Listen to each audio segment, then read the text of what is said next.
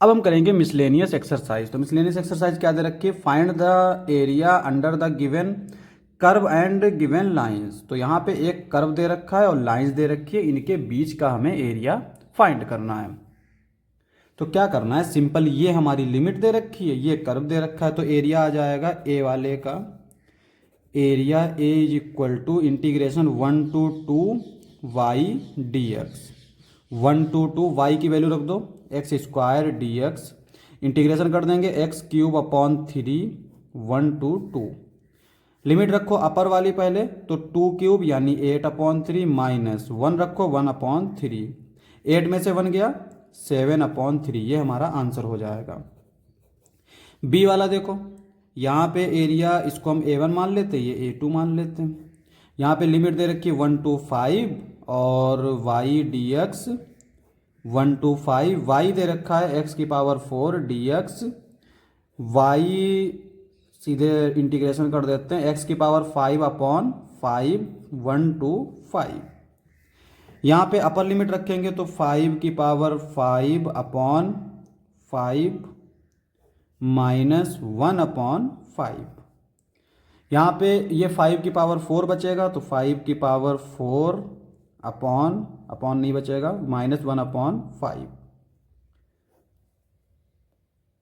5⁴ होता है हमारा 625 माइनस 1/5। अब यहाँ पे अगर हम इसको देखें तो ये तो 625 ही रहेगा, इसको लिख सकते हैं हम लोग 0.2। तो 625 में से अगर हम 0.2 माइनस करें तो ये बचेगा 624.8, यही हमारा आंसर हो जाएगा। अब एक चीज़ देखो, हमने ये तो डायरेक्ट लिख दिए, ठीक है, लेकिन अगर हमारा कुछ ऐसा फंक्शन दे रखा हो, जैसे हमारे जो बुक में एग्जाम्पल दे रखे हैं उनमें से देखो, जैसे यहाँ पे मान लो ये पहला वाला एग्जाम्पल, ये हमारा क्या दे रखा है, find area of region bounded by this the x axis the ordinates x is equal to -1 and 1। तो यहाँ पे ऐसा नहीं करेंगे कि -1 से 1 ले ली लिमिट और y की वैल्यू रख दी। हमेशा जो फंक्शन दे रखा है, यानी जो बीच में ये जो फंक्शन दे रखा है, इसको 0 रख के देखो, 0 रख के जो x की वैल्यू आएगी, अगर वो इस लिमिट के बीच में है तो लिमिट को स्प्लिट करना पड़ेगा, ठीक है। अब जैसे यहाँ पे अगर हम देखें तो इसको अगर हम 0 रखते, x² को 0 रखते तो x की वैल्यू 0 आती, और 0 तो हमारा 1 2 के बीच में है ही नहीं, तो इसलिए हमने यहाँ पे डायरेक्ट इंटीग्रेशन कर दिया। सिमिलरली यहाँ पे अगर हम x⁴ को 0 रखते तो x⁴ 0 रखते तो x 0 आता, 0 हमारा 1 और 5 के बीच में है ही नहीं। इसका मतलब ये हुआ कि यहाँ पे भी हमें स्प्लिट करने की ज़रूरत नहीं पड़ी।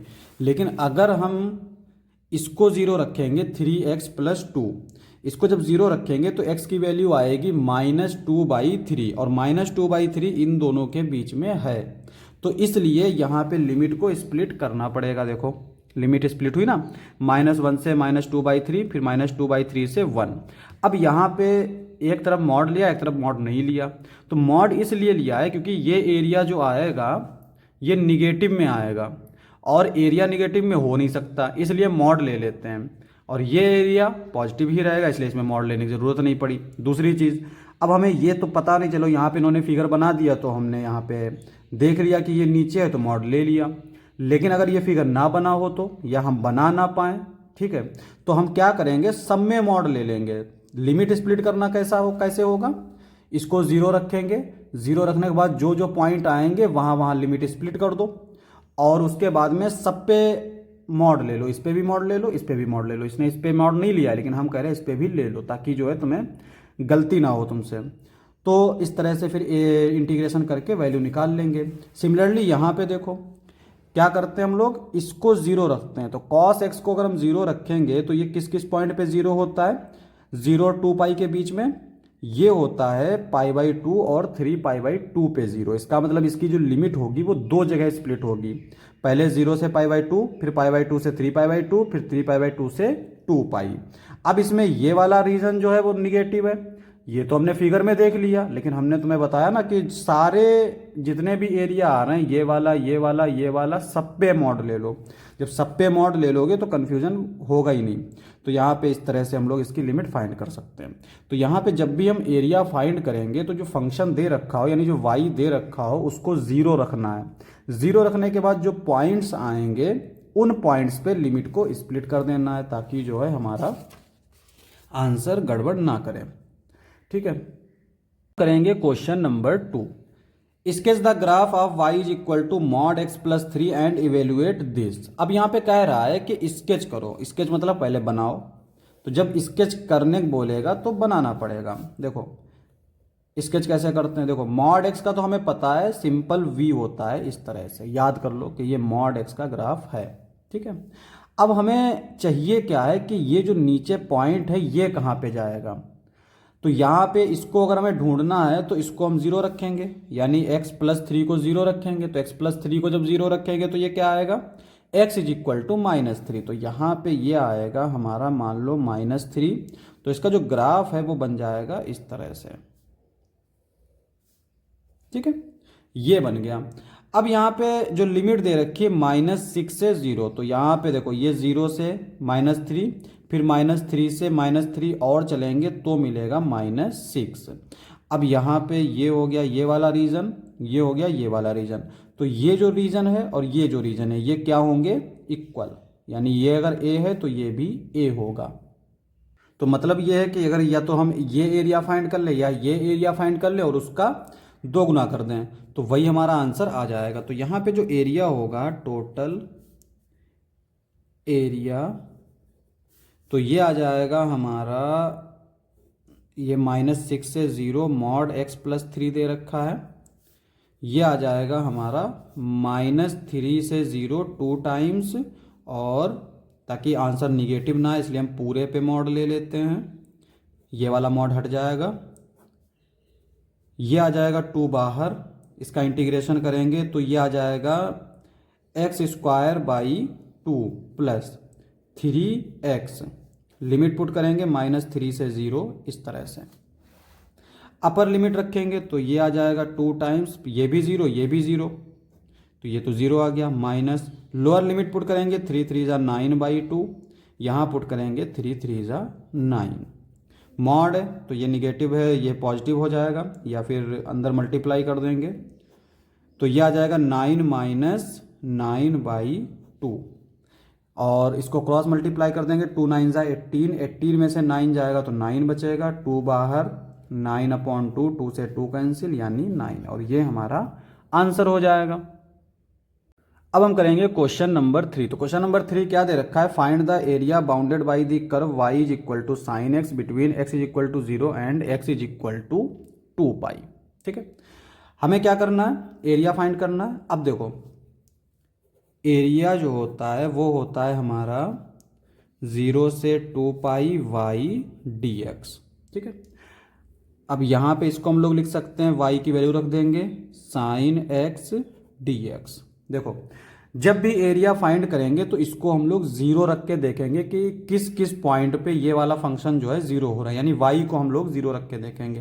तो जब y को 0 रखेंगे तो sin x 0 हो जाएगा। sin x अगर हमने 0 रखा तो x की वैल्यू किस किस पॉइंट पे मतलब 0 आएगा, एक तो 0 पे 0 होता है, एक पाई पे 0 होता है, और एक 2π पे 0 होता है। तो 0 और 2π तो दे ही रखा है, हमें चाहिए था पाई, तो x इज इक्वल टू पाई पे भी हमारा ये 0 होता है, और पाई जो है वो 0 और 2π के बीच में आता है। तो जिन पॉइंट्स पे ये फंक्शन जो है वो 0 होगा, हम लिमिट को उसी पार्ट्स में स्प्लिट कर देंगे। तो यहाँ पे ये हो जाएगा हमारा 0 से 2π की बजाय हम लिखेंगे 0 से पाई sin x dx plus pi से 2π sin x dx। दूसरी चीज, अब हमें ये पता नहीं है कि कौन सा एरिया निगेटिव आ जाएगा, तो निगेटिव नहीं पता तो हम लोग दोनों पे मॉड ले लेंगे। यहाँ पे sin x का इंटीग्रेशन हो जाएगा -cos x, तो मॉड तो है ही है तो सीधे cos x लिख लो, और लिमिट रख देंगे 0 से पाई, प्लस यहाँ पे भी इसका इंटीग्रेशन आएगा -cos x, तो ये आ जाएगा पाई से 2 पाई, ठीक है, मॉड। अब यहाँ पे लिमिट पुट कर दो, तो अपर लिमिट पुट करेंगे तो ये हो जाएगा cos pi minus cos 0 plus, यहाँ पे लिमिट पुट करेंगे cos 2 pi minus cos pi. इस तरह से कॉस पाई होता है -1 और ये हो जाएगा -1 प्लस ये होता है 1 माइनस और कॉस पाई होता है -1, तो ये -1 यानी 2 आ जाएगा और मॉड लेंगे तो माइनस चला जाएगा, तो बेसिकली ये 2 ही बचेगा। यहाँ पे माइनस माइनस प्लस, तो 1 + 1 2, तो ये आ गया 2, दिस इज इक्वल टू 4 और ये हमारा आंसर हो जाएगा। अब हम करेंगे question number 4। Area bounded by the curve y is equal to x cube, the x axis and the ordinates x is equal to -2 and x is equal to 1 is.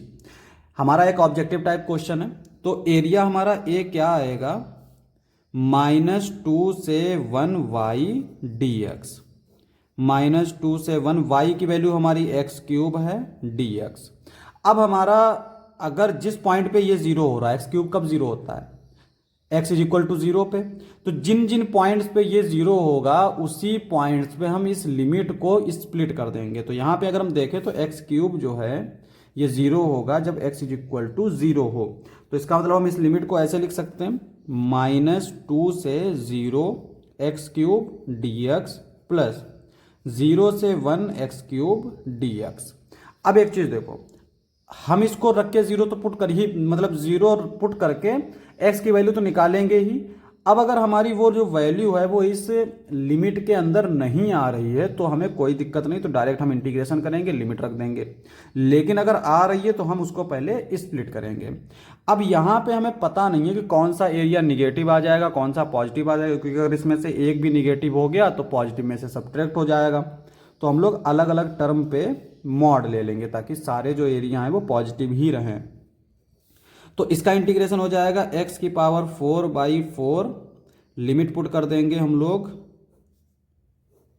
-2 से 0 plus, इसका integration हो जाएगा x की power 4/4, limit put कर देंगे 0 से 1, mod भी ले लेंगे साथ के साथ।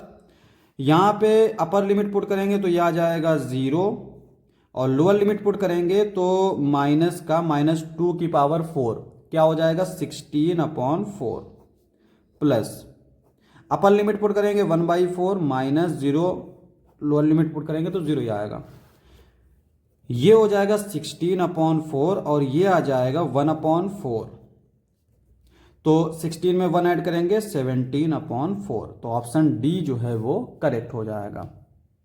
अब हम करेंगे क्वेश्चन नंबर 5। क्या दे रखा है, the area bounded by the curve y is equal to x mod x, x axis and y and the ordinates x is equal to -1 and x is equal to 1 is given by.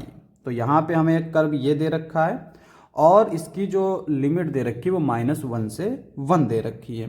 तो area हमारा क्या होता है, ये होता है -1 से 1 y dx, -1 से 1 x mod x dx। अब हमने बताया था कि ये जो है ना इसको हम लोग 0 पुट करेंगे, तो x mod x अगर हम 0 पुट करेंगे तो x की वैल्यू क्या आएगी, बेसिकली 0 ही आएगी। तो यहाँ पे हमें 0 मिला और 0 हमारा -1 और 1 के बीच में होता है, तो इसको हम लिमिट को स्प्लिट कर देंगे -1 से 0 और ये मॉड हट जाएगा, तो ये बचेगा x² dx पूरे पे मॉड, फिर ये आएगा हमारा 0 से 1 x² dx पूरे पे मॉड। ठीक है, अब यहाँ पे x² का इंटीग्रेशन होता है x³ 3, ठीक है, और लिमिट पुट करेंगे हमारा -1 से 0 प्लस इसका इंटीग्रेशन भी x³ 3, लिमिट पुट करेंगे 0 से 1। यहाँ पे अपर लिमिट पुट करेंगे तो ये आ जाएगा 0, लोअर लिमिट पुट करेंगे तो ये आ जाएगा प्लस का 1/3 प्लस अपर लिमिट पुट करेंगे 1/3 -0, तो 1/3 plus 1/3 which is equal to 2/3 और ये हमारा आंसर हो जाएगा। तो ऑप्शन सी जो है वो करेक्ट हो जाएगा।